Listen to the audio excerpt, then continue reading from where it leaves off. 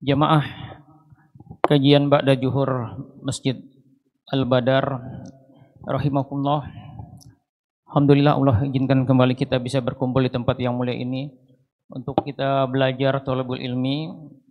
Yang bahasan kita kali ini spesial ya, khusus pengaruh jin leluhur terhadap perilaku. Perilaku ini mental dan emosi kita serta pengaruhnya terhadap kesehatan gitu.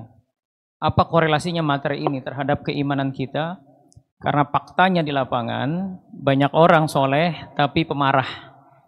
Banyak orang soleh, sholatnya berjamaah, sholat subuhnya berjamaah tapi sama istrinya galak gitu, bakhil, ya. Nikahnya sama-sama saling mencintai tapi berantem terus gitu. Nah, salah satu faktor penyebabnya adalah karena keberadaan khodam, ya, yang berasal dari leluhur kita tanpa kita harus minta. Ya. Jadi jin leluhur ini adalah jin yang turun dari leluhur kita, Pak. Leluhur itu bisa dari ayah ibu kita, bisa dari atasnya lagi, ya, kakek nenek kita jalur ayah, kakek nenek jalur ibu, atau atas lagi sampai 7 turunan bahkan lebih itu nurun. Ya. Jadi konsen materi kita hari ini kalau ternyata ya Bapak Ibu semua ada ciri-cirinya, maka ya nanti saya sertakan juga bagaimana cara memutusnya. Selesaikan sekarang juga gitu. Jangan sampai nanti anak cucu kita itu dapat warisan dari kita tanpa mereka sadari di mana umat akhir zaman nanti fitnahnya jauh lebih besar pada dari kita. Jadi ketika hari ini Bapak Ibu merasa kenapa ya saya sama si Fulan ini sulit banget ngakrab, nggak chemistry gitu. Kok sama si yang satunya teman kita bisa akrab, dia salah aja suka ngecewain kita maafin, tapi kalau selama ini kenapa susah gitu? Kenapa kita datang di sebuah ruang tunggu di apotek atau di rumah sakit, ya baru pertama kali ketemu kita bisa ngakrab, tapi di kasus yang lain baru pertama kali ngeliat matanya kita udah gak nyaman gitu. Itu terjadi Pak. Kenapa? Karena konflik yang di tubuh kita dengan yang di orang itu. Yang repot kalau yang konflik itu jin di tubuh kita dengan di istri kita. Maka dampaknya akan salah satunya pasti akan pesakitan, berantem terus. Targetnya adalah bercerai. Bahkan beberapa kasus sulit punya keturunan karena ulahnya mereka. Mereka bisa menahan pas spermanya, bahkan dirusak indung telurnya sehingga tidak punya keturunan. Kenapa? Karena mereka konflik. Jadi jin yang di tubuh kita itu Pak adalah jin-jin tua. Ya. Jadi korelasi materi ini kita bahas karena bagian dari yang menyebabkan ketahanan rumah tangga kita itu bermasalah karena ada faktor ini. Bapak walaupun sudah hatam kuliah tentang pernikahan rumah tangga, ketika ada ini ya dan ini diabaikan dalam faktor mencari solusinya akan kebingungan nanti. Betapa banyak saya menangani kasus rumah tangga, jadi kasus paling banyak yang kami tangani di klinik itu kasus rumah tangga. Itu bilang begini setelah ini ya. Dulu saya sama istri saya kalau dia ngomong begini saya marah nih. Kok sekarang enggak ya? Kenapa? Karena provokatornya sudah dikeluarin. Nah, apalagi kalau ditambah lagi kasus sihir yang pernah kita bahas ini, sihir rumah tangga, udah makin seru gitu. Dan keberadaan mereka Pak, jin-jin leluhur ini itu mempermudah dukun ngerjain kita. Kenapa? Karena sudah bolong kita, sudah ada gate-nya. Maka penting bagi kita nanti ya, untuk mengevaluasi diri. Khususnya di sisi emosi kita, perilaku kita, ya, dan kesehatan kita. Kalau hari ini ada yang sakit mah, dari bujang, dari gadis sampai hari ini nggak sembuh-sembuh, patut curiga Pak. Sesuatu yang tidak sesuai fitrah, kita sudah berobat, bahkan ke ahlinya, spesialis nggak sembuh-sembuh, kita patut curiga, jangan-jangan ada faktor X. Dan faktor itu adalah keberadaan ini. Karena ternyata perjanjian kita dengan leluhur kita itu minta bayaran. Bayarannya adalah nafs atau sukma kita diambil. Kekosongan itulah yang ditopang oleh jin nasab, jin dari leluhur. Jadi kalau yang bikin perjanjian itu kakek buyut kita, 4 generasi di atas kita, dan itu perjanjian besar, misalkan kakek buyut bapak Demang, ya, yang dia butuh khodam, butuh penjagaan supaya wibawa, supaya kaya, itu bayarannya mahal. Maka biasanya kerjasamanya sama satu klan jin, satu suku, satu kerajaan bahkan. Dan itu menyebar rata di seluruh keturunannya. Jadi bisa jadi di sepupu kita juga ada, di paman kita, di bibi kita, di bude kita, bahkan nanti di cucu kita juga bisa jadi ada kalau tidak diselesaikan. Dan dia menurun. ketika orang tua kita yang buat perjanjian itu sudah meninggal, maka dia butuh inang baru, butuh rumah baru gitu. Nah, hari ini kita akan bahas ya terkait tentang bagaimana pengaruhnya. Jadi jangan-jangan masalah kita kenapa kita dibilang katanya egonya gede, sulit diatur, emosional ya, pemarah, padahal kita biasa jadi nyesel kalau sudah marah sama anak, punya anak 3, tapi kenapa saya marah terus sama anak 1 nih, kayaknya anak pertama ini saya jadi kesel terus misalkan.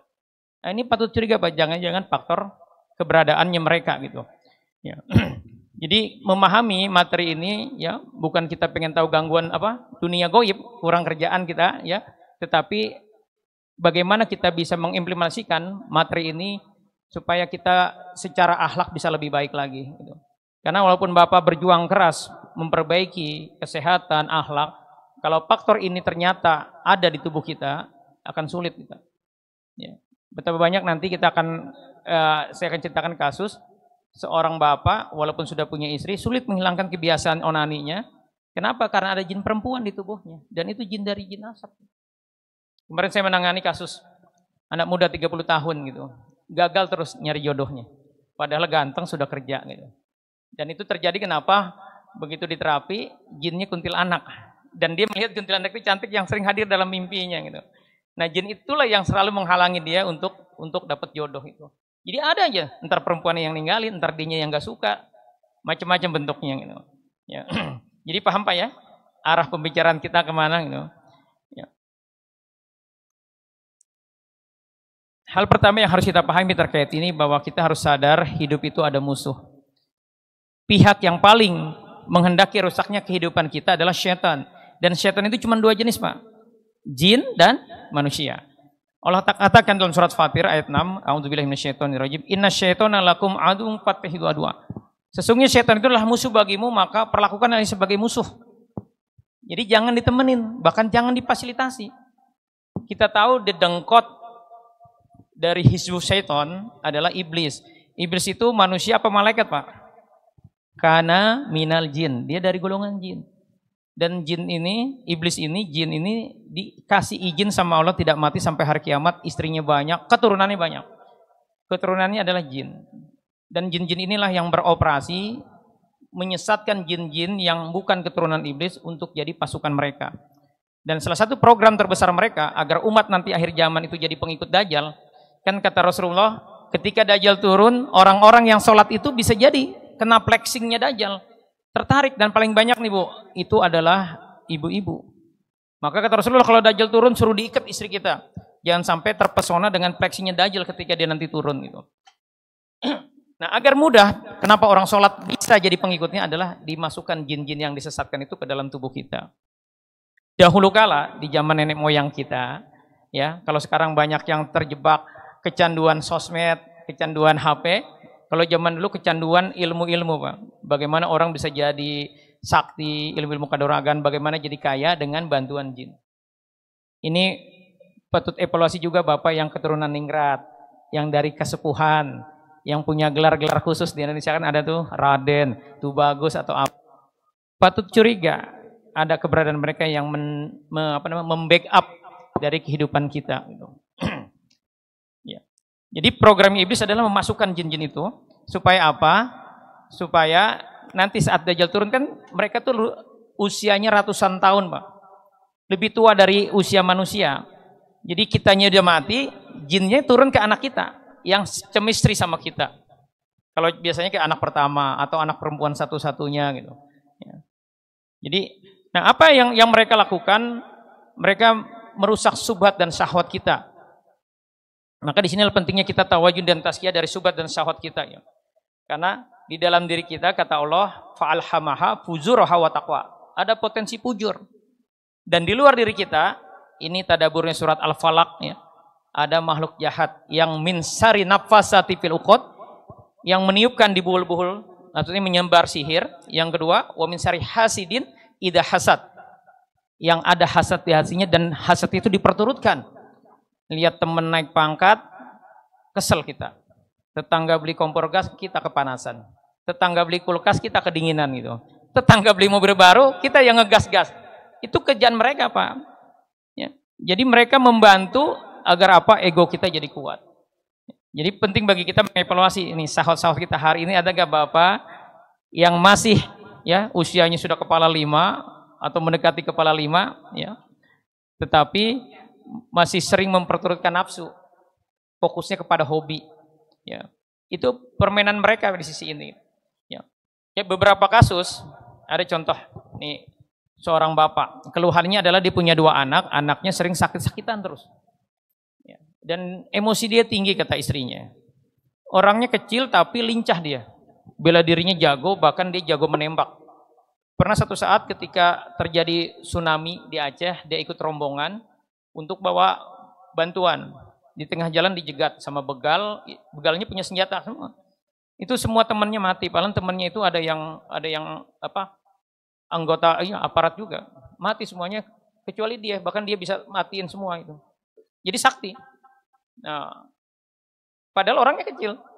Nah, dia suka ngeluh, suka sering sakit kepala, sakit lambungnya bertahun-tahun gak sembuh-sembuh. Nah, ketika diterapi ternyata ada jin macan besar di tubuh dia. Yang macan ini yang menyebabkan dia jadi nggak mempan ditembak, yang menyebabkan dia jadi sakti jago. Gitu. Jadi kalau bapak ternyata punya kelebihan di sisi ini, orang-orang belajar silat nggak bisa-bisa, bapak langsung jago, punya gerakan yang luar biasa lincah, ya padahal bapak belajar sama dengan yang lain biasa aja, tapi kita luar biasa. Ini patut curiga, jangan-jangan ada yang bantuin.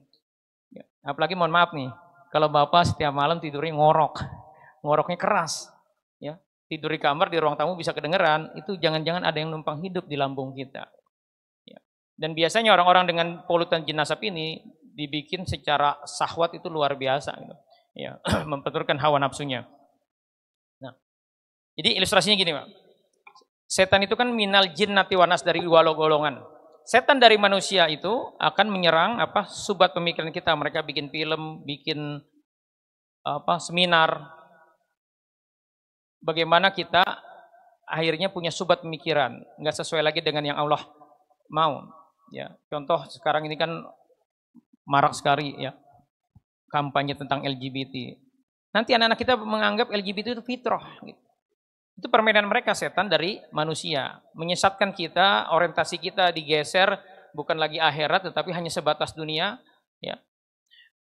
Kriteria suksesnya dibikin materi, ya. Bukan lagi kriteria suksesnya akhirat, bagaimana terhindar dari api neraka dan masuk surga, tetapi bagaimana kontrakannya banyak aja, itu yang dipikirin ya. Bagaimana asetnya banyak. Nah, setan dari golongan jin, itu akan menyerang nafsu kita, syahwat kita. Ya, ada seorang bapak, ini pengurus DKM, aktivis dakwah. Tapi ada satu keunikan, dia bilang, ketika saya share ciri-ciri jin jatuh cinta, ya, dia bilang saya ada semua ini. Nah, bapak ini kalau dia jauh dari istrinya, sedang dinas di luar kota, rangsangan untuk lihat video porno itu tinggi. Bahkan ujung-ujungnya nani dan nyesel setelah itu. Ya, ini pengurus DKM, aktif dalam dakwah, gitu. Nyesel. Tapi ntar beberapa bulan lagi dia keluar kota lagi, jauh dari istrinya, itu lagi yang terjadi kata dia. Nah, ketika dia cerita itu, saya ngomong begini, kamu yang bikin bapak ini senang nonton video porno dan onani, langsung pusing palanya. Akhirnya saya terapi, ternyata reaksi. Sebagian orang ketika diterapi, itu jinnya bisa diajak ngobrol, Pak. Dan akhirnya jin itu cerita bahwa dia jin perempuan dan sudah ada di bapak ini sejak dia belum nikah. Dan dia menganggap si bapak ini adalah suaminya. Dan cara jin ini minta jatah adalah dalam mimpi. Ini hati-hati bapak-bapak yang masih suka mimpi didatengin perempuan, ibu-ibu mimpi didatengin laki-laki. Nah, itu jangan-jangan ada jin yang senang. Dan ini biasanya jin dari leluhur. Ya. Dan dia bermain di mana? Di nafsu kita. Gitu. Nah, gangguan setan ini menyerang 2 sisi, Pak. Yang pertama sisi sarana kehidupan kita, yang kedua sisi sistem kehidupan. Kalau sarana kehidupan, mau orang soleh, mau orang toleh juga akan diganggu. Walaupun bapak rajin sholat, rajin baca Quran, kalau ada jin leluhurnya akan diganggu. Ya. Apa yang diganggu? Kesehatannya, ekonominya, ya. Tempat tinggal, hubungan sosial. Ini evaluasi nih, kalau bapak sering keluar grup, ibu sering keluar grup, di grup ini kayaknya nggak asik sama komunitas ini, ribut, ya. Sama satunya juga bilangnya ada yang ngeselin, akhirnya narik diri. Ini jangan-jangan ada yang konflik di tubuh kita dengan, apalagi kalau kita di mana-mana punya musuh gitu. Terus ego kita kuat gitu. Nah, ini gangguan sarana kehidupan. Ya. Yang kedua gangguan sistem kehidupan, dan ini yang dirusak akhlaknya, ibadahnya. Udah nggak lagi taat sama Allah, akidahnya nggak percaya lagi sama Allah, hukumnya, orientasi hidupnya. Nah ini khusus orang-orang yang nggak yakin sama Allah, orang kafir. Dan kalau sudah rusak di sisi ini, setan menganggap udah cukup di sisi sistem kehidupan. Inilah pertanyaan kenapa kok orang kafir kalau diruqyah dibacain Quran nggak reaksi? Karena bagi iblis nggak penting, orang sudah rusak sistem kehidupannya. Udah nggak yakin sama Allah kan udah pasti nemenin dia gitu. Ya. Tetapi kita yang taat sama Allah, maka kita akan diganggu di sisi ini, kesehatan, ekonomi, rasa hasadnya dikembangin dan sebagainya gitu. Nah, turunannya gangguan jin itu ada 3 jenis. Pertama jin nasab, jin leluhur yang akan kita bahas hari ini. Yang kedua jin kasab, jin yang berasal dari amal-amal batil Bapak Ibu yang dilakukan zaman dulu. Yang hobi ngumpulin batu dari gunung, padahal batu itu sarang jin, dibawa ke rumah, pindah sarang jinnya di rumah kita. Ya. Hobinya mancing tengah laut malam-malam gitu, nggak baca doa perlindungan, dan itu nafsu yang dikedepankan, itu sangat mungkin bawa pulang. Apalagi yang dulu mudanya suka naik gunung. Banyak saya nanganin orang-orang yang hobi naik gunung, itu ada jin perempuannya Pak. Ya, rata-rata telat nikah, pun kalau nikah, apalagi kalau Bapak punya ciri sudah nikah, tapi kalau naik gunung maunya sendiri gitu, nggak ngajak istri, nggak ngajak keluarga. Nah ini patut curiga. Itu terjadi kenapa Pak? Karena yang di tubuh kita kangen pengen pulang ke kampung asalnya dia di gunung itu gitu. Ya. Atau senang touring, tapi touringnya sendiri gitu. Ya. Nah ini jin-jin kasab, atau dulu mau merantau, nah bawa ini nah bawa jimat maksudnya. Nah, itu jin kasab. Ya. Dan yang ketiga jin sihir, ini kita sudah bahas ya jin sihir ya. Tapi kita mulai ya. Dalil apanya? Oh ya, tenang ya, tunggu selesainya ya. Ya. Jadi apa sih jin leluhur itu atau jin nasab? Jin nasab adalah jin yang menyertai atau membersamai manusia yang berasal dari orang tua atau leluhur. Biasanya dari perjanjian dan amalan batil orang tua atau leluhur. Jadi jin nasab itu ada akibat perbuatan orang tua leluhur. Bapak bikin perjanjian, ya, pergi ke Gunung Kawi supaya kaya. Nah, Bapak meninggal, jin itu akan nurun ke anak Bapak. Nah, itu disebutnya apa? Jin dari leluhur. Ya, dari perbuatan orang tua. Bapak sakti, punya ilmu kebal, mohon maaf ya, minum apa? Pelor, ya, diminum biar kebal katanya, atau pasang susuk. Itu jin di tubuh kita. Kita meninggal, dia akan nurun kepada kita. Jadi jin leluhur ini banyak yang ngomong gini pasien saya nggak pernah belajar macam-macam, tapi kenapa saya ada jinnya?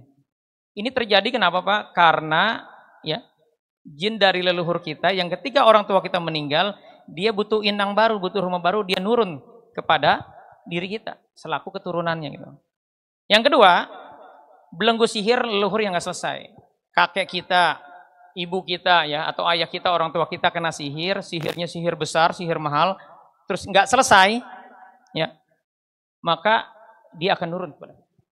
Jadi kepentingan hari ini, ya, bagaimana Bapak memahami, nanti kan ada ciri-cirinya tuh. Ketika ternyata Bapak misalkan kena sihir, selesaikan. Karena kalau Bapak nggak selesaikan, jin ini ketika Bapak meninggal akan turun ke anak-anak kita. Dan itu akan menjadi namanya jin leluhur, jin nasab gitu. Nah, pengaruh jin nasab ini, dampaknya dalam kehidupan kita adalah perilaku dan mental emosi, kesehatan kita akan terganggu. Nah, hal yang terjadi dalam kasus jin leluhur ini adalah jin nasab yang bersifat menurun hingga beberapa generasi dalam keluarga. Ya. Seperti kalau kita keturunan ningrat, keturunan bangsawan, dari karaton kesepuhan. Gitu. Yang kedua, jin nasab cenderung berkelompok dan menyebar secara acak dalam keluarga besar. Tidak hanya dalam satu keluarga inti. Yang ketiga, jin nasab saling terikat. Ya, terkait satu sama lain. Maksudnya keberadaan dan kekuatan jin tersebut terkait dengan jin yang lain dalam tubuh anggota keluarga yang lain. Sehingga kadang saat diruqyah jin tersebut seolah tidak terusik, tapi baru tersentuh dalam proses ruqyah saat anggota keluarga dihadirkan. Jadi terkadang Pak, jin nasab itu nggak jahat ya. Dia menopang kita, mendukung kita. Misalkan gini, fungsi lambung kita semuanya bermasalah. Karena proses pembayaran dari perjanjian batil yang dilakukan oleh leluhur kita, atau oleh kita sendiri, diambil itunya, apa namanya, sukmanya, nafs penopang di lambungnya. Dan jin nasab ini menopang fungsi itu. Dia seringkali bilang begini, saya nggak jahat, justru kalau saya pergi, orang ini bisa dijahatin sama jin-jin sihirnya. Saya yang ngebelain dia selama ini. Cirinya apa Pak? Kalau Bapak sering mimpi berantem menang. Mimpi Pak ya. Itu tandanya sukma Bapak ada yang ganggu. Biasanya sihir. Dan Bapak berantem di mimpi itu menang. Nah biasanya kalau jin nasabnya lebih gede. Ya. Tapi kalau dalam mimpi itu Bapak sering capek, bahkan kata istri sering teriak-teriak, ngigo. Nah itu berarti Bapak dalam ancaman. Kalah body sama si jin sihirnya. Atau dia bilang begini, saya nggak jahat, saya yang ngelindungin dia. Kalau saya keluar dari tubuh orang ini akan ambruk. Nah, itu fungsinya jin leluhur. Ya, menurut versi mereka. Nah, biasanya saya dakwah ini Pak simak Pak ya, biar didengar juga yang di tubuh Bapak. Ya, jin nasab itu kadang terikat dia dengan perjanjian. Dia nggak bisa keluar karena terikat dengan perjanjian. Dan logika dia begini, saya ini nggak jahat, saya ingin nolong dia. Gitu. Nah, tetapi yang harus dipahami oleh jin-jin nasab ini logika yang sering saya berikan kepada mereka agar mereka mau keluar, bahwa mereka bahkan sebagian ngaku Islam Pak ya. Bahwa ketika mereka beramal bukan karena Allah, tetapi karena apa? Karena perjanjian leluhurnya, maka sesungguhnya amalan mereka tidak ada pahalanya, rugi. Dan biasanya saya tanya kepada pasiennya, ridho nggak ada jin yang numpang hidup di tubuh kita? Dan pasien bisa jawabnya apa? Enggak ridho, enggak mau. Ya udah, ketika enggak ridho, kamu jin masih tetap ada di tubuh orang ini, maka sesungguhnya kamu sudah menjolimi orang ini. Rugi kamu, hidup tapi hanya untuk nunggu disiksa oleh Allah karena melakukan kejoliman kepada kami manusia. Udah kalian taubat aja, kalau kalian pengen nolong orang ini, kalian nolong, doain dari komunitas kalian. Nah biasanya mereka sadar tuh, ya, sadar akhirnya mau taubat. Jadi kalau terkadang jin itu dia nggak mau keluar, kenapa? Karena ketuanya ada di tubuh orang tua kita belum tobat. Dia nggak mau tobat biasanya. Maka biasanya dalam kasus-kasus jin leluhur ini dikumpulin bareng. Ya. Kumpulin bareng, diterapi bareng, didakwahin bareng jinnya. Ketika ketuanya mau tobat, maka yang lainnya akan ikut tobat. Ya. Dan mereka selalu bilang begini, kalau saya keluar, saya bingung, saya nanti akan tinggal di mana. Ya. Nah, disitulah pentingnya kita mendoakan agar dia dapat tempat yang baru. Itu yang ketiga. Yang keempat, jin nasablah yang paling bertanggung jawab dalam hampir semua kasus gangguan jin, termasuk sihir sekalipun. Jadi keberadaan jin nasab tersebut telah membuat pintu tubuh seseorang terbuka. Kondisi pintu terbuka itulah yang menyebabkan gangguan-gangguan jin berikutnya lebih mudah. Jadi dalam beberapa kasus, saya menangani kasus sihir, itu harus beresin dulu jin nasabnya. Karena jin sihir itu biasanya ngedompleng di keberadaan jin nasab. Mereka bahu-membahu. Jadi setelah kalau jin nasabnya dikeluarin, jin sihirnya udah nggak punya ruangan lagi. Lebih mudah, apalagi kalau nanti terevaluasi ternyata kita banyak maksiat, banyak dosa, kezaliman yang belum kita istighfari gitu. Itu membuat dia punya benteng, punya ruangan di tubuh kita. Ya. Nah, jika ada anak kesurupan di sekolah, sebenarnya yang terjadi adalah dua hal nih. Ada jin nasab dalam diri anak tersebut yang konflik dengan jin di wilayah itu. Konflik itu yang menyebabkan dia jadi kesurupan. Nah, apa cirinya? Ada 12 ciri. Yang pertama, bisa melihat, merasakan keberadaan sesuatu yang tidak tampak. Ngomong begini, mama, di situ ada orang berdiri. Padahal kita nggak ngelihat. Gitu. Itu artinya jin di tubuhnya, di matanya, itu yang ngelihat jin itu sebenarnya. Gitu. Ya. Terus yang kedua, indigo. Indigo tahu apa ya? Katanya indera keenam. Jadi dalam Islam itu nggak ada indera keenam. Itu sebenarnya karena ada jinnya di tubuhnya. Dia bisa ngelihat di Tol Cipali katanya banyak orang gentayangan, korban-korban kecelakaan. Itu sebenarnya nafs yang terlepas. Ya. Terus merasa ada bisikan atau yang mengikuti. Jadi kalau ada orang sering dibisikin sesuatu, merasa kita lagi qiyamul lail, perasaan di sebelah kita ada yang berdiri juga. Nah, itu tanda tuh Pak. Ada jin leluhur di tubuh kita.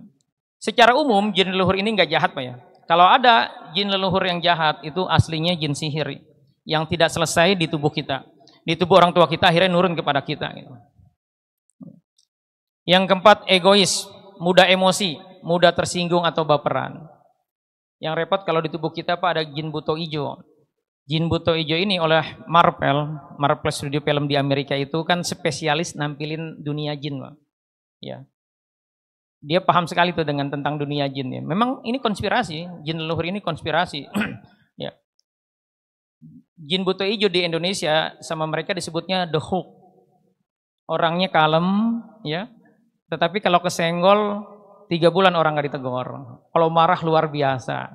Nah itu jangan-jangan ada jin buto ijo di tubuh kita. Atau ada jin jawara. Kalau di tubuh kita ada jin jawara, apalagi jin macan. Itu kalau bawa mobil kesenggol dikit aja, bawanya pengen berantem aja. Nah kalau kita sering kali begitu, ya padahal marah dilarang sama Allah, ya kita harus mudah memaafkan, ya maka patut evaluasi jangan-jangan ada yang numpang di tubuh kita. Terus yang kelima menyimpan kesedihan atau dendam.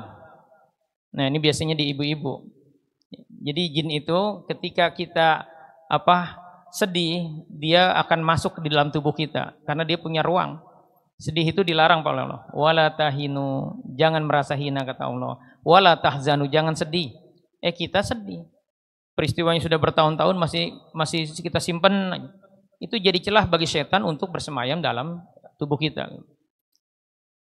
Yang kelima memiliki penyakit yang kambuhan atau terkait sedih ini biasanya sedih sama orang tua. Ya. Jadi kalau orang tua kita dulu ada jin nasabnya, dan jin ini sudah ngabdi, jadi khodam orang tua kita lama, orang tua kita meninggal, dia turun ke dalam tubuh anaknya, maka anaknya itu akan sedihan terus. Nah kalau ada kasus seperti ini Pak, ya orang tuanya udah meninggal lama tapi dia masih sedih, masih belum terima, belum ridho dengan takdirnya, hilangkan semua barang-barang peninggalan orang tuanya. Biasanya mohon maaf ya, itu benda-benda batil, jimat-jimat, pegangannya, termasuk batu akiknya jika ada, itu terpaksa harus disingkirkan. Karena itu menjadi ruang dan jinnya dikeluarkan, diputus. Ya. Terus yang keenam, memiliki penyakit yang kambuhan atau sulit sembuh.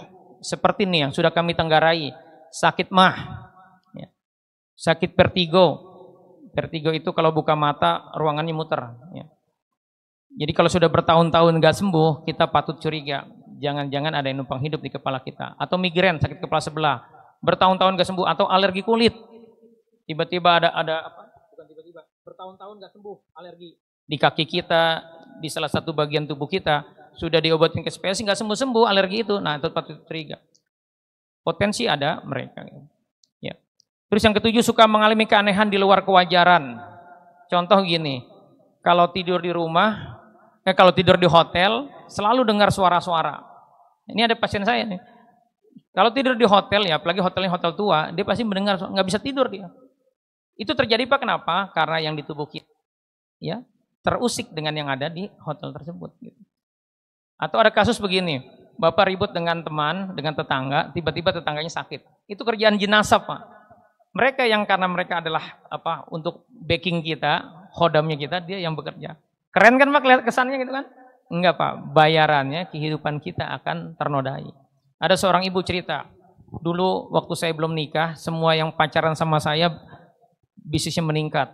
Kalau misalkan saya punya pacar sales kata dia, itu omsetnya langsung meningkat penjualannya. Termasuk suami dia yang sekarang katanya, itu bisnisnya jadi bagus ya. Karena dia bilang dibantu. Ibu ini pengobat gitu. Ya. Dulu dia punya buyut itu demang ya, di kampungnya. Nah, rupanya yang membackup ibu ini adalah jin-jin. Dan jin itu ketika saya terapi itu jinnya katanya ngakunya jin raja gitu. Nah biasanya orang-orang memang ketika ada jin rajanya Pak, itu pesonanya beda. Orang akan mudah kagum gitu ngelihatnya. Kalau dia perempuan, ya. Tetapi semua ini berbayar. Apa berbayarnya? Kata suaminya, saya hampir mau cerai dia. Kenapa? Karena emosinya keras. Sama ibu saya, berarti sama mertua ibu ini aja berani dia ngelawan. Dan yang lebih unik lagi Pak, jarang mandi istrinya. Dan dia kalau ngurut, selalu bunyi gini Pak, gitu. Nah ini beberapa pasien saya, biasanya nih ibu-ibu, ada juga bapak-bapak, kalau ngurutnya dia tiba-tiba keluar suara sendawa terus, ya, atau jadi ada yang aneh, itu sebenarnya ada yang support dia untuk ngebantu ngurut itu. Nah sebaiknya ini saran saya Pak, ya, jangan pakai yang tukang ngurut yang seperti itu. Pun kalau terpaksa, pastikan bapak baca doa-doa perlindungan dan ada wudhu saat diurut. Baik, selanjutnya. Ya, ini suka mengalami keanehan dan kewajaran yang seperti itu ya. Atau kalau di rumah sulit bangun. Ya, sulit bangun bangun sebelum subuh. Kalau di luar rumah mudah gitu. Atau kalau di rumah bawaannya sakit terus. Begitu dia jalan-jalan tidur di hotel sehat. pulang ke rumah lagi sakit lagi. Nah ini patut curiga, jangan-jangan ada yang konflik di tubuh kita dengan yang benda-benda biasanya di rumah tersebut. Yang berikutnya yang ke-8, sulit jodoh atau sering gagal dalam proses mencari jodoh. Nah ini biasanya kalau ada kita laki-laki, ada jin perempuannya. Kalau takdir Allah kita nikah, maka biasanya sering ribut. Ya. Begitu juga perempuan, kebanyakan di perempuan.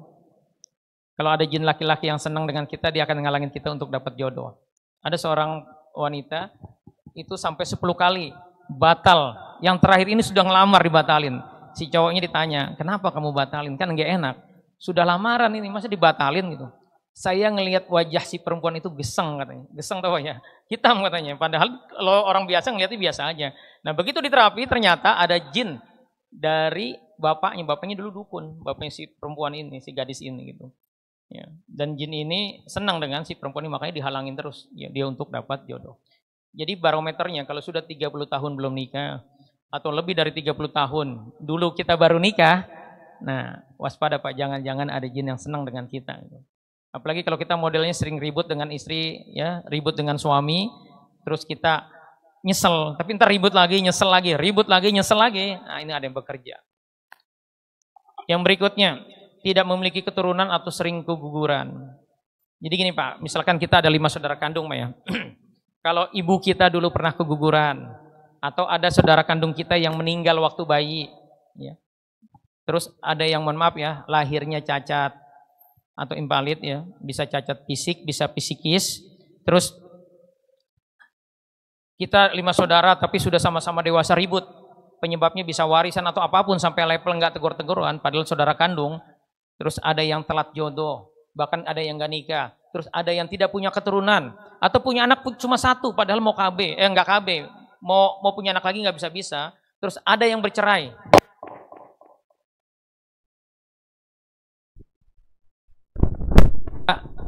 Jin dari leluhur kita. Kalau kita merasa saya tidak pernah ngilmu, tidak pernah punya jimat, tapi kok ada ciri-ciri itu, patut kita evaluasi. Jangan-jangan ada mereka di tubuh kita. Ya. Yang berikutnya, sering bertengkar dengan pasangan atau anak. Ini ada kasus seorang bapak ya. Dia cerita dengan anak pertamanya. Jadi anak pertama itu kelihatan sekali kayak orang apa ya? Orang nggak pede.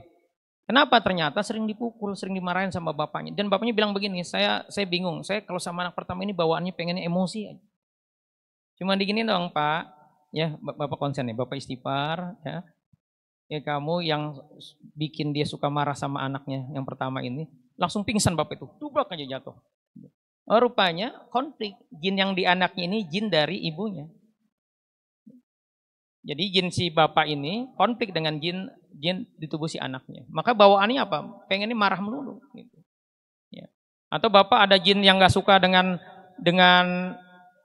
kambing misalkan. Maka bapak akan dibikin dengan nggak doyan kambing. Alhamdulillah ya, bismillah. Ada lebih dari 10 orang yang diterapi, ya nggak sampai 1 jam itu. Alhamdulillah yang tadinya nggak suka kambing dari kecil, nggak suka duren, atau alergi udang. Ya ketika disuruh pegang udang gemeter dia Pak. Rupanya yang di tubuhnya yang bikin dia nggak suka gitu. Jadi kalau ada hari ini yang alergi nggak sembuh-sembuh sudah bertahun-tahun, nah patut curiga. Jangan-jangan ada yang faktor mereka, keberadaan mereka di dalam tubuh kita. Ya. Terus sering merasa tidak cocok, tidak nyaman dengan seseorang, padahal tidak ada masalah. Tadi yang saya sebut chemistry, ya dan unchemistry. Ya. Kita sama ini bawaannya pengen ngegas aja. Ya. Yang repot kalau ternyata itu pasangan kita. Ya. Yang ke-12 menderita penyakit degeneratif seperti diabetes, kanker, stroke dan sejenisnya. Jadi keberadaan mereka kan kata Rasulullah, inna syaitana yajri min ibni adam majram. Setan itu bisa ngalir dalam pembuluh darah kita. Setan jenis apa Pak yang bisa ngalir dalam pembuluh darah? Jenis jin apa jenis manusia Pak? Jenis jin. Dan orang-orang yang jinnya banyak di tubuhnya potensi untuk kualitas darahnya jadi buruk. Dan keberadaan mereka akan mempengaruhi ya, kondisi kesehatan kita. Ini nanti saya lampirkan juga ceknya secara fisik nih Pak. Bapak pusing sebagian atau keluaran leher berat atau kaku. Nyeri panas atau rasa berat pada bagian persendian tertentu, dada sesak atau panas, cepat lesu, letih, dingin dan melemah, sakit pada perut atau ulu hati, jantung seperti ditusuk, berdebar keras tidak teratur, gangguan sekitar rahim atau kalau laki-laki prostat, sulit dapat keturunan, gangguan sekitar ginjal, pandangan mata kabur atau blur di saat tertentu, ya. Sering kedutan, ya, di mata atau di lengan, ya, yang cukup lama dan frekuensi yang cepat. Terus mendengkur keras, ngorok, ya. Ngoroknya keras, ya. Ini bukan ngorok yang sesekali atau pelan, Pak. Ini ngoroknya keras yang sudah kami tenggarai. Atau giginya kalau tidur kerewat-kerewat. Ya. Biasanya anak-anak ini. Terus memiliki kekuatan fisik di luar kemampuan umumnya rata-rata manusia. Bisa narik mobil pakai gigi, ya, cukup dikit rantai, pakai gigi kita kuat untuk itu. Bisa matahin batang besi yang nggak mungkin kita bisa patahin secara logika. Nah, ini patut waspada, Pak. Terus secara pikiran atau jiwa mudah sering marah, gampang tersinggung, ya, sering konflik dengan lingkungannya, ya. Terus bingung, sulit konsentrasi, sering bermimpi yang menakutkan atau tidak menyenangkan. Ketika tidur sering merasa ketindihan, rep-repan, ya. Sering bermimpi bertemu dengan orang yang sama, misalkan mimpi kakek-kakek, mimpi nenek-nenek, terus saja mimpinya itu, ya. Atau mimpi didatengin laki-laki, ya. Dan seterusnya ini nanti silakan dibaca, ya. Nah, sisi ibadah, kalau sholat pengen buru-buru, Bapak evaluasi Pak istrinya Pak, kalau ruku dan sujudnya buru-buru, ini lagi nggak tenang jiwanya. Kenapa nggak tenang jiwanya? Bisa jadi faktor keberadaan mereka, gitu. Karena mereka memang punya tugas bagaimana agar kita tidak khusyuk dalam sholatnya. Sering lupa jumlah rakaat sholat, ya, lupa sujud, lupa udah baca Al-Fatihah atau belum. Terus terasa berat ngantuk setiap kikir atau baca Quran. Giliran pulang ada sinetron 2 jam nggak ngantuk, gitu. Terus sering sulit bangun pagi, subuhnya sering kesiangan. Dan kuat begadang. Ini hati-hati ya bagi bapak-bapak yang kuat begadang. Manusia normal itu nggak kuat begadang, Pak. Tapi kalau bapak kuat begadang, di atas jam 12 tidurnya, bahkan bisa jam 1, jam 2 baru tidur, dan jadi pola, jadi habit, ini ada yang nopang gitu bapak. Siapa yang nopang? Jin. Karena jin itu memang malam, Pak, aktifnya. Kalau siang begini, pagi ini biasanya mereka istirahat. Jadi ini patut curiga dan punya potensi kita akan punya penyakit degeneratif kalau kita sering begadang, ya. Dan aktivitas lainnya. Nah, saya mau jelaskan sedikit tentang waspada jin jatuh cinta. Terkait jin jatuh cinta ini, Ibnu Taimiyah dalam kitabnya An-Nubuwat sudah menjelaskan bahwa terkadang jin bisa jatuh cinta pada manusia, layaknya manusia mencintai manusia lainnya seperti laki-laki yang cinta pada seorang perempuan dan juga sebaliknya. Dan jin ini cemburu, Pak, kalau kita menikah. Kalau kita dekat dengan lawan jenis, ya. Nah, ini cirinya nih, Pak. Nanti diskusikan pas sama istri di rumah, Pak. Ya. Secara umum cirinya, kalau ada misalkan perempuan nih yang patut diduga ya ada jin jatuh cintanya, kalau haid itu suka sakit, kena miom, ya, atau kista, terus kalau keputihan lama, ya, terus keguguran, padahal nggak ada asbabnya, nggak terjatuh atau nggak terbentur, nggak kecapean, tapi sering keguguran, ya. Terus sakit kepala, ya, bisa vertigo, migrain. Terus keras, Pak, istri kita, dominan, ya, pemarah, keras. Jadi suaminya jadi masuk grup istiqomah. Tahu Pak istiqomah, Pak? Ikatan suami-suami takut istri di rumah. Itu kalau ibu-ibu ada jin macan, ya Pak, gede lagi. Bapak jinnya kalah gak dia sama jin istri. Udah Bapak tunduk sama istri. Udah. Ya. Ini kita lihat cirinya. Yang pertama, sering bermimpi didatangi oleh seseorang yang tampan atau cantik. Ya, ini mimpi ya. Bahkan sampai level minta berhubungan. Jadi mimpi melakukan hubungan badan atau mimpi dinikahin, ya, mimpi nikah pakai baju pengantin, itu jin Pak yang nikahin bapak ya atau ibu ya. Terus merasa tidak nyaman ketika bermesraan dengan pasangan. Sering terasa ada sesuatu yang bergerak kedutan di bagian kemaluan, lalu kemaluannya jadi gatel, lalu menimbulkan perasaan birahi yang memuncak. Kadang atau sering tiba-tiba merasa benci dengan pasangannya. Jadi sering berantem suami istri. Nah, kadang sering sakit kepala atau tanya Pak nanti sama istri sama anak gadis kita, pernah gak bangun tidur pahanya biru, Pak? Di paha ya, sekitaran paha. Bentuknya gini, kira-kira segini, nggak sakit. Dan itu memang biasanya bukan karena terbentur. Kalau orang dulu bilangnya apa tuh Pak? Kalau bangun tidur biru pahanya, dijilat setan katanya. Itu sesungguhnya Pak bisa jadi diperkosa jin. Jadi ada jin yang hidup di rahim, di kemaluan. Nah, bagi bapak-bapak akan termudah rangsang untuk melakukan onani. Senang lihat lihat video porno. Terus mudah jatuh cinta kepada lawan jenis, ada kecenderungan melakukan perselingkuhan bahkan bercerai. Ini kasus yang fenomenal yang ini, ada ustadz selingkuh sama ustazah. Yang ustazah ini punya sanad bacaan Quran. Ini yang paling fenomenal. Kenapa? Karena yang si ustadznya ini sudah 5 kali katanya. dia selingkuh. Dan akhirnya sekarang sudah bercerai. Nah, mereka berdua ini terlibat satu program, akhirnya cinlok, dan akhirnya, mohon maaf ya, terjadi perzinahan. Dinasihatin untuk tobat, ya, tapi akhirnya mereka milih tetap menikah. Jadi menikahnya di atas dasar pernah berzina, kemaksiatan. Nah, sekarang sudah hampir 2 tahun. Sekarang lagi proses mau cerai. Ya. Jadi nggak ada sesuatu yang didasari dengan kemaksiatan itu bisa berkah. Sudah dinasihatin, tetapi dan ternyata begitu diterapi, ya ternyata di si ustadznya ada jin perempuan, ya, dan di si laki-lakinya ada jin, si perempuannya si ustazahnya ada jin laki-laki. Mereka yang bermain di belakang layar sehingga terjadi perzinahan ini. Ya. Jadi kalau Bapak hari ini masih ingat teman SD, andaikan saya nikah sama dia gitu, masih terbayang-bayang terus. Itu sebenarnya jin di tubuh Bapak yang memprovokasi, yang senang dengan jin di tubuh si teman SD kita gitu. Padahal kita sudah berkeluarga, sudah punya anak, ya, sudah punya istri, tapi masih kebayang. Atau juga ibu kebayang terus wajah itu. Ini permainan mereka. Berikutnya punya daya tarik sendiri. Saya punya pasien sudah 11 kali, ya, udah tua nih nenek-nenek, ya, 11 kali nikahnya, kawin cerai. Dan ternyata begitu terapi ada jin ratunya di tubuh dia. Terus malas sholat, terkadang sengaja melewatkan sholat, enggan menikah. Jadi kalau ada orang nggak mau nikah, apalagi laki-laki. Kalau perempuan kan nunggu. Ini kalau laki-laki nggak mau nikah sementara dia doyan makan, libidonya terproduksi terus. Apa yang dilakukan? Padahal libido itu fitrah. Ya onani dia pasti. Ya. Jadi kalau ada orang yang enggan sholat, enggan nikah laki-laki, ini patut ditolong Pak. Ya kasihan dia kalau dibiarin terus gitu.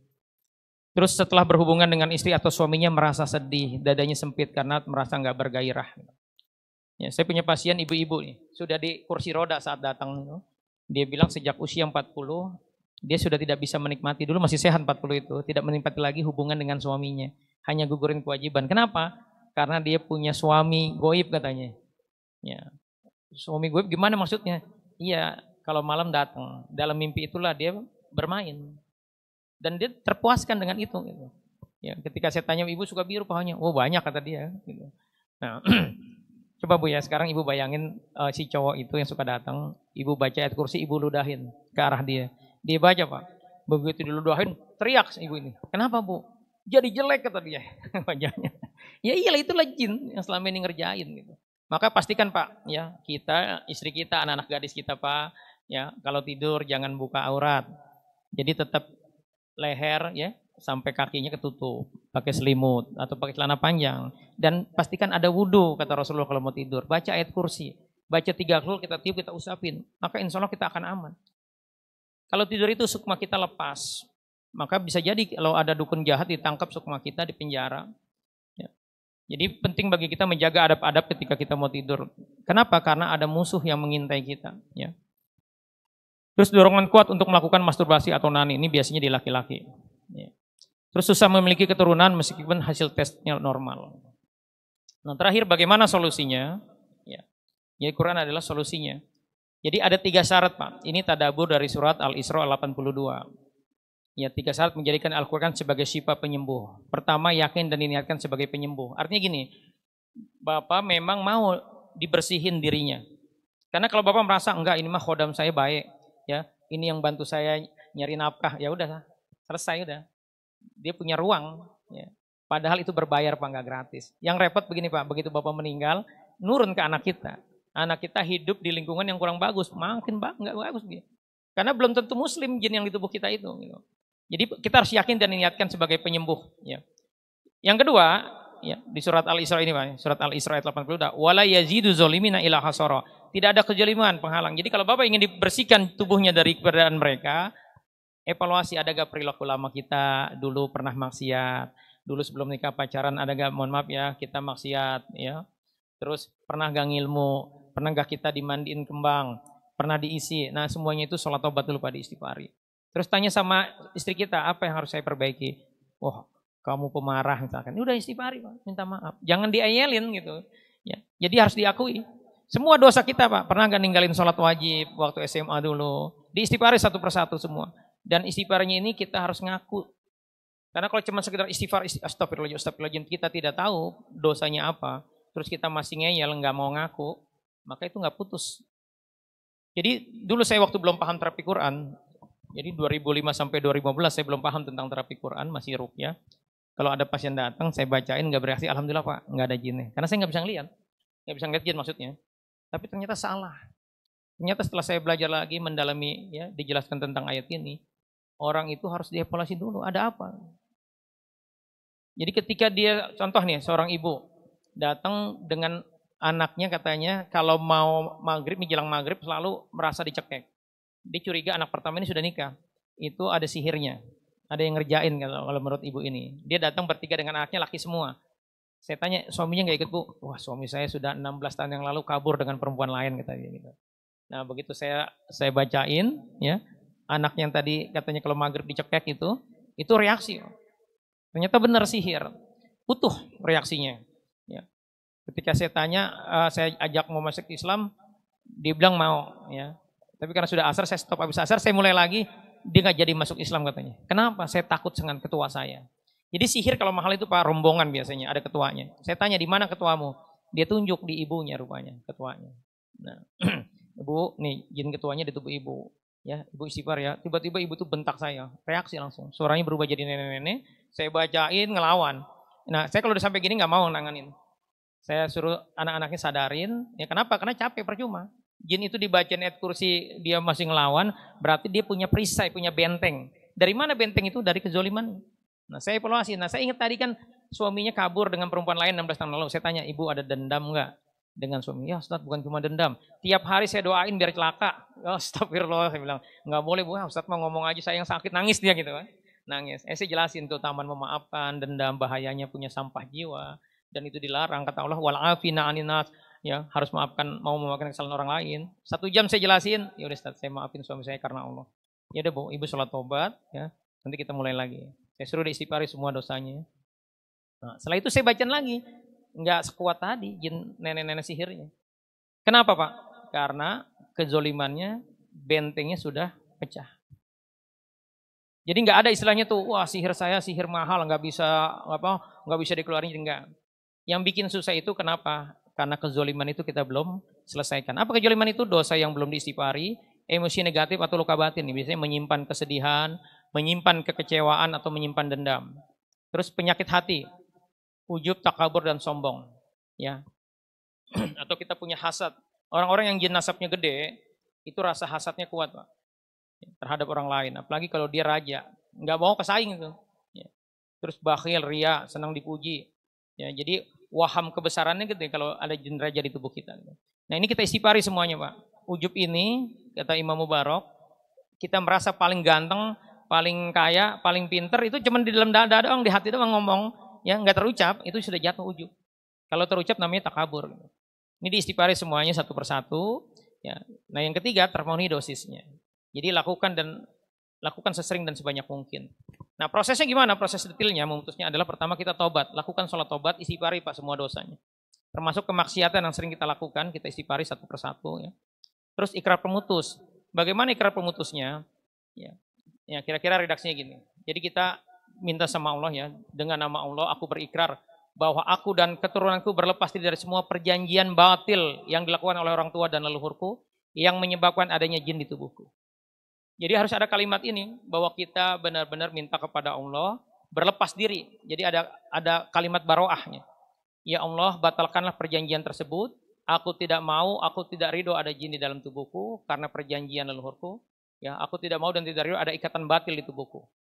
Lalu kita ajak ngomong aja Pak, dia dengar nih Pak. Ya, pembicaraan, kalau kita ngomong dia dengar. Ya wahai jin nasib tubuhku, kalian tidak punya hak atas diriku dan kalian juga tidak punya kewajiban lagi terhadap diriku. Bertaubatlah kepada Allah dan aku maafkan kalian semua. Nah, kita lanjut baca, kita minta diputusin lalu baca ayat-ayat baroah. Apa aja ayat baroah? Pertama at-taubah ayat 1 Pak. Ya, baca ta'awud, ya. Lalu baca baro'atum minallahi wa rasulihi ilal ladzina ahadtum minal muslim. Ya baca sebanyak mungkin baca, ya minimal 10 kali. Makin banyak makin bagus, baca aja terus Pak. Nanti biasanya Bapak sendawa, mual, ya. Apalagi kalau begitu ikrar itu udah pusing sebagian tuh, ya. Nah, kalau kita ternyata ciri-ciri punya tetapi begitu ini nggak berasa apa-apa, itu dia masih punya ruang, Pak. Perlu digali lagi. Nah, biasanya kita cenderungnya kagum sama diri kita, bangga dengan amal-amal kita. Yang paling tahu akhlak kita adalah istri kita, Anak-anak kita tanya sama mereka apa yang harus saya perbaiki. Nah dari situlah kita istighfari. Jangan diayalin Pak. Misalkan Bapak dibilang, oh Mas pemarah. Iya sih kata kita. Tapi itu ngeyel berarti Pak. Masih nangkis. Ibu dibilang cerewet sama suami. Iya sih. Tapi kan kamu begini juga. Nah itu namanya belum ngaku. Udah ngaku aja kita. Karena ngaku itulah tanda kita benar-benar taubat. Ngaku terhadap ya, kesalahan kita. Jadi baca ayat ini. Terus baca Al-Baqarah 166, ittabarra alladzina tubi'u minal ladzina taba'u wa ra'awul 'azab wa taqatta'at bihimul asbab. Kita ulang-ulang kalimat wa taqatta'at bihimul asbab ya. Wa taqatta'at. Terus kita baca ya. Ya, ini ayat-ayat baroahnya ya. Ya nanti ini saya share intinya. Ya. Nah, ada satu nih Pak yang cara mudahnya kita baca ini zikir penguat ruhiyah. Ya. Jadi ada seorang bapak ketika ada acara terapi Quran massal gitu, ciri-cirinya ada tapi ketika dibacain nggak bereaksi sama sekali. Gitu. Ya udah Pak, selesai acara dia nyamperin, ya udah Pak Bapak bacain ini. Saya baca Astagfirullahaladzim aladzim ilaha illallah wal haqqi wa atubu ilaih. Baca 100 kali Pak ya. Ya. Udah dia suruh saya duduk baca gitu. Ini nggak lama ya 15 menitan dia datang lagi. Malah saya pusing kata dia. Padahal tadi nggak bereaksi saat dibacain rame-rame gitu.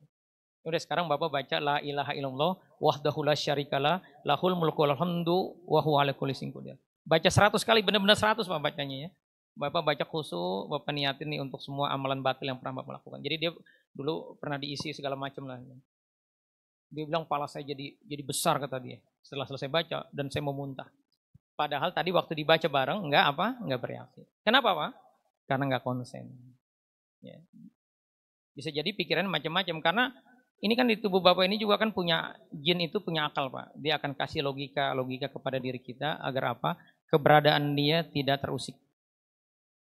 Dan ketakutan mereka adalah mereka kalau dikeluarin nggak punya rumah baru. Kayak Bapak sekarang tinggal di komplek rumah Bapak, tiba-tiba digusur disuruh pergi, nggak dikasih kompensasi, nggak jelas mau kemana, Bapak pasti kan berontak. Maka biasanya dalam terapi itu kasih tahu kalian akan dapat tempat dari Allah. Kalian gak usah khawatir. Justru kalau kalian tobat, kalian nanti akan digabungkan dengan komunitas di Muslim. Kita berdoa minta sama Allah. Ya, kita doain Pak, kita bacain Al-Fatihah, ayat kursi. Kita berdoa ya Allah berikan dia tempat yang terbaik. Nah biasanya mereka setelah didoain gitu mau keluar akhirnya, mau tobat. Dan biasanya saya islamin dia untuk memastikan dia tidak balik lagi. Tapi kalau misalnya mungkin ini yang bisa saya sampaikan ya. Waktunya masih ada? Sudah habis? Ya. Baik ya. Kita tutup ini dengan doa kepada majelis, semoga bermanfaat ya, semoga Allah mudahkan kita ya. Semoga dengan asbab ya majelis ini Allah beri hidayah kepada jin-jin yang selama ini membelenggu kita ya. Kita tutup dengan doa kepada majelis, subhanakallahumma wa bihamdika asyhadu an la ilaha illa anta astaghfiruka wa atubu ilaik. Billahi taufik wal hidayah. Assalamualaikum warahmatullahi wabarakatuh.